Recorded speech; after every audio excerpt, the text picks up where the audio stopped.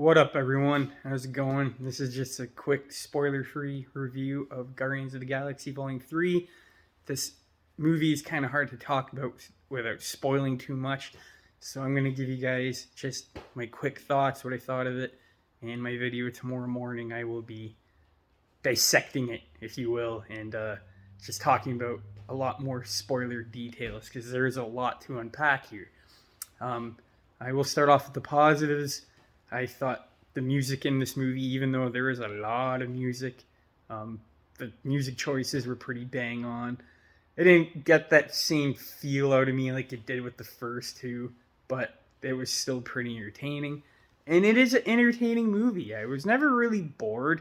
It wasn't like Doctor Strange 2, Multiverse of Madness, where I just wanted to blow my brains out with these endless cameos.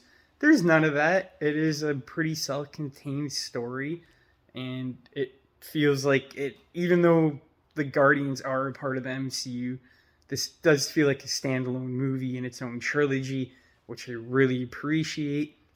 I did appreciate the post-credit scenes, that they weren't trying to connect it to another movie, but at the same time, I didn't really like the post-credit scenes, so that didn't help. But another positive is the characters. The characters are as good as they were. The dialogue's pretty good, and there's a lot of good jokes in here. That's really all I got to say for positives. There's good cinematography. Other than that, this movie did not do it for me. I was looking for an emotional ride, which I did get with Rocket. But I wanted everyone else to kind of have their moment and a good conclusion, which I feel we did not get with Drax, the other version of Gamora, Nebula, Star-Lord, even Star-Lord's conclusion. It just felt so rushed, just out of nowhere. Something happens. I'll talk about more in my spoiler review. But something happens, and he's kind of like, I'm out. I don't want to do this anymore. And it just happened so abruptly, and it didn't feel natural. There was no build-up or anything. It just kind of happened. And I love these characters. I want all of them to have a good, satisfying conclusion. But the issue is we're literally focusing on Rocket this whole movie. Rocket gets a good conclusion. I was happy with his. I was happy with his origin story.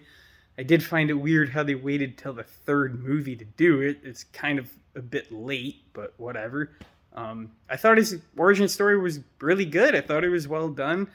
I didn't like how he kept jumping back and forth. Like, there was a lot of going back to his story. I didn't have a problem with his story. It was just all the jumping back in between scenes. We'll have the scenes with the Guardians, and then it just jumps to Rocket's origin story out of nowhere. It does that like 4 or 5 times. It's kind of annoying.